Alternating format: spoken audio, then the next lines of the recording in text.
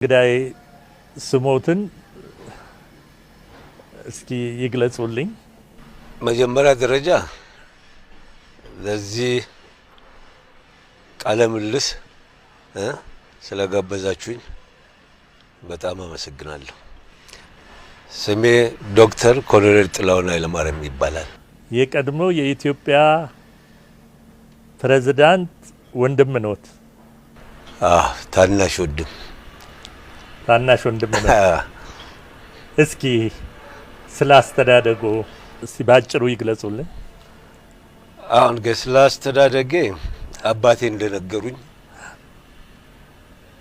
የተወለድኩት በ1950 ዓመተ ምህረት እንደ ኢትዮጵያ አቆጣጠር የተወለድኩበት ደግሞ ቦታ ጅማ እና ከዛም አባቴ ያው አርሚ ውስጥ ወይም ደግሞ ወታደራዊ ክፍል ውስጥ ስለነበሩ እና ጅማም የሄዱት ያው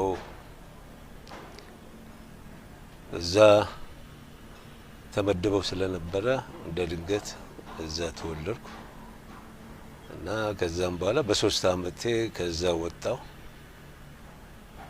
እና በተንም ያረፍነው እዚሁ አዲስ አበባ ተለውጠው ስለመጡ አዲስ አበባ ጨርቆስ የሚባል ሰፈር ውስጥ እዛ አንድ ቤት ተከራይተው እዛ እንደነበሩና እኔም እዛን ጊዜ ልጅ እንደነበርኩም ያው ከእናቴም ጋር ትንሽ ያለ መግባባት ሁኔታም ስለነበረ ማለመግባባቱም ደግሞ ያው እሷ ቤተሰቦቿ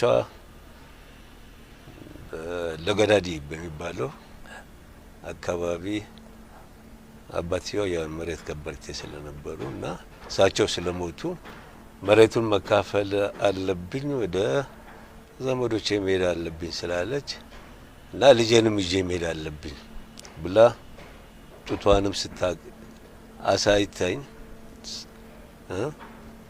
እና ሌላም ከረሜላው ምናምን ጣፋጩን ሁሉ አሳይታኝ አልፈልም ያ በአባቴ ስር ተወሽቄ ቀርቼ ያው እናቴም ጥላኝ ሄዳ አባቴን ነው እንደናትም ዳባትም ወደ ያሳደጉኝ።